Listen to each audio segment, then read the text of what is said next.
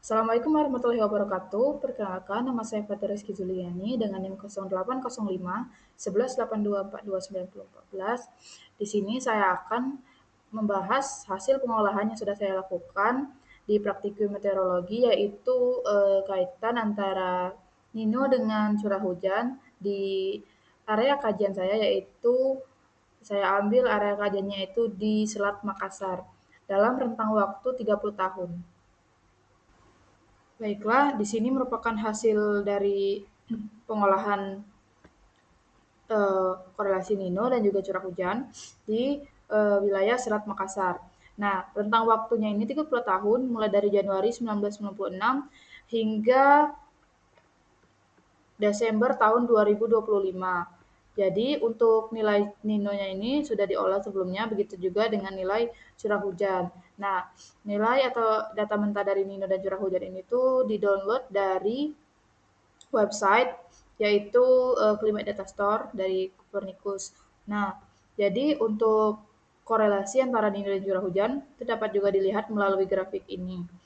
Namun sebelum itu, sini saya akan menjelaskan sedikit terkait hubungan Nino dan juga curah hujan. Jadi di Nino ini tuh dia ini tuh terjadi di Samudra Pasifik, yang dimana kalau misalnya nilainya positif itu kecenderungannya itu Indonesia itu wilayahnya bakal kering atau musim kemarau. Sebaliknya kalau misalnya nilai Nino-nya itu negatif, maka curah hujannya itu akan tinggi, di mana Indonesia itu cenderungnya itu musim yang basah ataupun musim hujan. Nah, dalam fenomenanya itu ada yang namanya El Nino dan juga La Nina. Nah, di mana El Nino itu terjadi ketika jadi di Samudra Pasifik itu ada kolam air hangat itu atau whirlpool. Nah, di mana dia ini tuh airnya itu hangat yang akan didorong ke daerah Indonesia melalui yang didorong oleh angin pasat, yang dimana normalnya itu kalau misalnya angin pasat itu berembus, maka Indonesia itu akan terjadi em, musim musim Indonesia itu akan normal. Namun jika terjadinya suatu anomali, misalnya angin pasat itu melemah, maka akibatnya di dalam kolam whirlpool itu yang di air hangat itu yang akan dibawa oleh angin pasat ke Indonesia itu tidak akan sampai ke wilayah Indonesia karena anginnya tadi melemah, maka perairan di Indonesia itu akan dingin. Kalau misalnya perairan Indonesia itu dingin, maka curah hujannya itu akan turun karena tidak terjadi evaporasi ataupun pembentukan awan dan turunnya hujan. Makanya kalau misalnya nilai nilai Nino itu kalau misalnya nilainya positif, itu kecenderungannya Indonesia itu curah hujannya rendah. Nah, sebaliknya kalau misalnya kondisi La Nina, Indonesia itu musimnya itu curah hujannya tinggi. Jadi angin pasat yang membawa air hangat dari Bengkulu itu ke Indonesia itu kencang sehingga em, terjadi musim hujan di Indonesia karena penumpukan air hangat di perairan Indonesia sehingga menyebabkan terjadinya evaporasi dan juga curah hujan itu meningkat. Jadi kalau misalnya nilai Nino-nya itu negatif, maka Indonesia itu kecenderungannya itu musim ataupun basah. Nah, di sini bisa dilihat pada Januari 1996 untuk nilai Nino-nya itu 0,3, berarti nilainya itu positif. Nah, harusnya kecenderungannya itu curah hujannya itu rendah. Namun di sini masih tergolong rendah karena nilainya masih 0,5. Nah, eh, kalau misalnya di sini bisa kita lihat di tahun Mei, di bulan Mei 1997, Mei 1997. Nah, ini untuk nilai Nino itu rendah ataupun negatif. Jadi kecenderungannya itu harusnya itu kan kalau curah hujannya itu tuh tinggi kalau misalnya rendah, namun ini curah hujannya itu tetap rendah yaitu -2. Nah, ini bisa disebabkan karena pengaruh curah hujan itu tidak hanya dipengaruhi oleh Nino ataupun Enso, jadi bisa dipengaruhi oleh kondisi perairan di sekitarnya ataupun kondisi di lingkungan sekitar di perairan ini. dia ini memiliki faktor-faktor lain penyebab terjadinya hujan ataupun eh, curah hujan yang ada di sekitarnya. Kemudian di sini bisa kita lihat yang nilai paling tinggi itu berada di antara tahun 1999 hingga tahun 2000. Sini kita lihat dulu untuk nilainya itu di bulan berapa. Ini.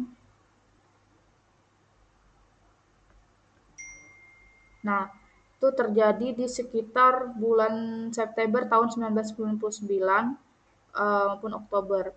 Ini kita lihat. Nah, ini puncaknya ada di Oktober, yaitu nilai curah hujannya itu mencapai 13, ini sangat tinggi. Dan nilai Nino itu minus 0, jadi ini sesuai. Nilai Nino-nya itu rendah dan curah hujan kalau nilai Nino rendah curah hujannya tinggi. Bisa kita lihat di grafik ini. Nah, curah hujannya itu sangat tinggi dan nilai Nino-nya itu minus. Jadi terkait kita lihat lagi di daerah mungkin di tahun oh ya ini belum dilihat yang sekitar tahun 1998 ini Januari 98 coba kita lihat Januari 98. Nah, di Januari 98 justru nilai Nino-nya itu minus dan juga curah hujannya itu juga masih rendah. Jadi kan kalau tadi tuh kalau misalnya nilai Nino-nya itu rendah, curah hujannya tuh tinggi. Namun di sini masih eh, minus. Nah, jadi untuk terkait hal ini bisa juga dilihat dari nilai korelasinya. Di sini nilai korelasinya itu 0,1798. Nilainya tuh nggak sampai satu, berarti nilai korelasinya ini tuh masih tergolong rendah. Makanya dari beberapa data ini masih ada nilai ninonya yang positif, namun curah hujannya juga em, masih tinggi ataupun nilai ninonya itu negatif, curah hujannya itu justru masih rendah juga. Tidak seperti yang di Oktober 1999 ini, yang dimana dia itu nilainya itu ninonya negatif, curah hujannya itu tinggi. Berarti ninonya itu rendah, curah hujannya itu tinggi. Itu kan sesuai dengan uh, fenomena ENSO tadi. Nah, jadi memang di suatu wilayah ataupun di Selat Makassar ini fenomena hujan atau curah hujan ini dia itu nggak hanya dipengaruhi oleh Nino ataupun Enso, tapi bisa dipengaruhi oleh faktor-faktor yang lain yang ada di sekitar perairannya atau di sekitar pulau yang di dekat Selat Makassar ini. Jadi faktor-faktor tersebut itu dapat juga mempengaruhi curah hujan um, ataupun musiman di daerah tersebut. Jadi tidak hanya berpaku pada ENSO saja, tapi memang nilai ENSO ini tuh dapat dijadikan sebagai acuan dalam menentukan musim, dalam melihat apakah korelasi antara Nino dan juga curah hujan itu ataupun apakah korelasi Nino itu benar-benar mempengaruhi curah hujan di daerah tersebut ataupun tidak. Bisa dijadikan sebagai acuan, namun tidak luput juga dari faktor-faktor yang lain. Mungkin cukup sekian penjelasan dari saya, lebih dan kurangnya saya mohon maaf. Saya akhiri, wassalamualaikum warahmatullahi wabarakatuh.